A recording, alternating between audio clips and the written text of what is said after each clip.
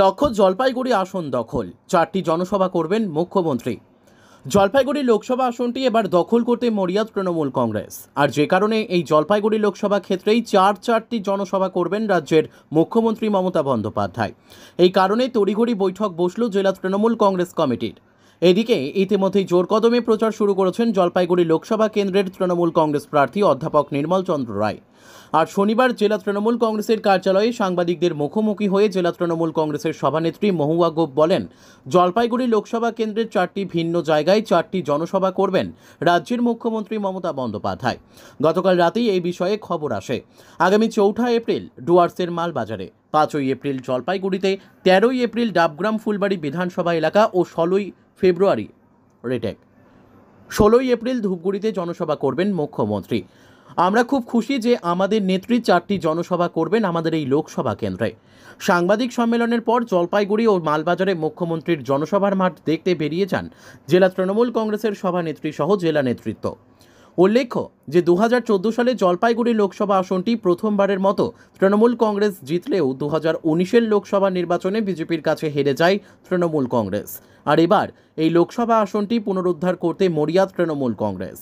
আর গত 10ই মার্চ কলকাতার ব্রিগেডে প্রার্থীদের নাম ঘোষণার পর 14ই মার্চ জলপাইগুড়ি লোকসভা কেন্দ্রের অন্তর্গত ময়নাগুড়িতে তৃণমূল কংগ্রেসের সর্বভারতীয় সাধারণ সম্পাদক অভিষেক বন্দ্যোপাধ্যায়ের জনসভার মধ্য দিয়েই এবারের নির্বাচনী প্রচার আনুষ্ঠানিকভাবে শুরু করে তৃণমূল কংগ্রেস। আর এবার মুখ্যমন্ত্রী মমতা বন্দ্যোপাধ্যায় জলপাইগুড়ি লোকসভা ক্ষেত্রেই 4টি জনসভা করবেন। স্বাভাবিকভাবে উত্তরবঙ্গ তথা জলপাইগুড়ি আসনটি তৃণমূল দখল করতে মরিয়া তা বলাই যায়। ব্যুরো রিপোর্ট, আমাদের টিভি। কারণ একটা গতকাল রাতে আমাদের কাছে যে খবর আসে তাতে আগামী 4 তারিখ, 5 তারিখ, 13 তারিখ এবং 16 তারিখ 4টি সভা রয়েছে।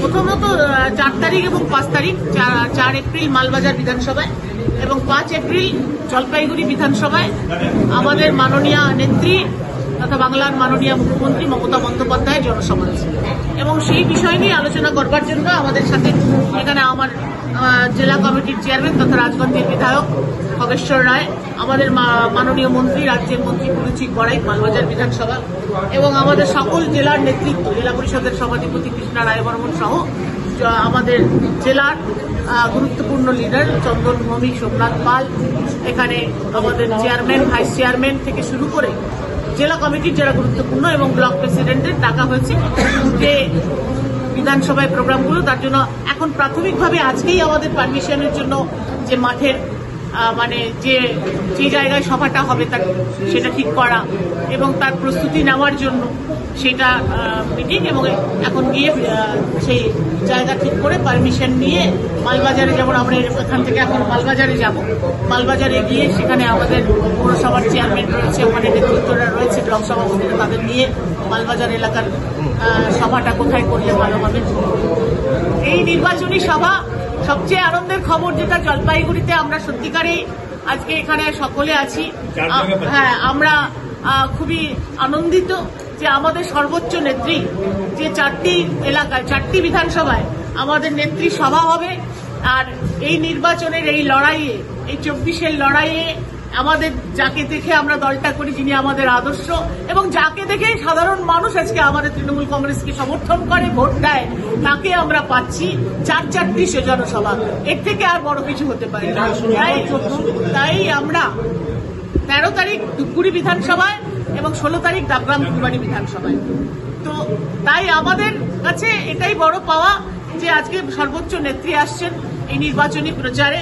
আমাদের জলপাইগুড়ি লোকসভা এসসি ডক্টর নির্মল চন্দ্র রায়ের সমর্থনে শুধু না, আজকে যে আমরা দল করি এবং যে নির্বাচন সবসময় প্রতিটা নির্বাচন বাংলায় যে নেত্রীকে দেখে যেই জোড়া ফুলের সিম্বলে হয় আমরা তাকে পাচ্ছি রে আমাদের। এই 4টি বিধানসভা বেছে নেওয়ার কোনো আলাদা তাৎপর্য কি আছে? 4টি বিধানসভা না, সেরকম করে কিছু নয়। এখান থেকে যেটা উনি নিজেই বলে দিয়েছিলেন মালবাজার, জলপাইগুড়ি এই জায়গাগুলোর কথা এবং আমরা যেটা দেখলাম যে ধূপগুড়ি বিধানসভাতে আমরা ধূপগুড়ি উপনির্বাচনের সময় আমরা অভিষেক ব্যানার্জি আমাদের সর্বভারতীয় সাধারণ সম্পাদককে পেয়েছিলাম, কিন্তু মাননীয় নেত্রী তখন আসেননি। তারপরে আমরা কদিন আগেই ময়নাগুড়িতে 14ই মার্চ আমাদের সাধারণ সম্পাদকের সভা হয়েছে। সুতরাং ধূপগুড়িতে ওই জন্যই মাননীয় নেত্রী আর এবং আমাদের রাজগঞ্জ ব্লক আর ডাবগ্রাম ফুলবাড়ি বিধানসভা হলেও ওটা আমাদের রাজগঞ্জ প্রশাসনিক ব্লক, তাই রাজগঞ্জ বিধানসভা এবং ডাবগ্রাম ফুলবাড়ি, সেই জন্য ডাবগ্রাম ফুলবাড়িটা আমাদের সবসময় এটা থাকছে যে দুটো বিধানসভাকে ওখানটায় হচ্ছে। আর জলপাইগুড়ি বিধানসভা মানে তো এখানে জলপাইগুড়ি সদরের সাথে পাশেই মেখলিগঞ্জ রয়েছে, তাই সবগুলো বিধানসভাই আমাদের একটা টাচ হয়ে যাচ্ছে। তাই আমরা বলতে পারি এটাই আমাদের কাছে সবচাইতে বড় কথা, যে 4টি সভা আমরা কল্পনাও করতে পারিনি যে মাননীয় নেত্রীর 4টা সভা এখানে এখনো পর্যন্ত আমরা আলোচনা করলাম। এখানে জলপাইগুড়ি শহরে অনেকগুলোই মাঠ আছে, কিন্তু যেহেতু নেত্রীর প্রোগ্রাম এবং উনি তো আসলে যেই হেলিকপ্টারের বিষয় থাকে মাঠের সাথে, এইসব অনেক কিছু দেখে হয়, এগুলো আমরা এখন মাঠগুলো দিয়ে আলোচনা করলাম। এখানে এবিপিসির মাঠ রয়েছে এবং টাউনের মধ্যে যদি কোনো ভালো মাঠ পাওয়া যায়, যে পাওয়া যায় এপিআইসি, মানে আমরা জলপাইগুড়ি টাউনের মধ্যে আগেই দেখার চেষ্টা করছি, যদি সেটা সঠিক হয়। কারণ এখানে তো সিকিউরিটি, তাদের তো ওনার সিকিউরিটি একটা পারমিশনের ব্যাপার থাকে, একটা মানে নিরাপত্তাজনিত অনেক বিষয় থাকে, তো সেইটা দেখে তারপরে ফাইনাল হবে।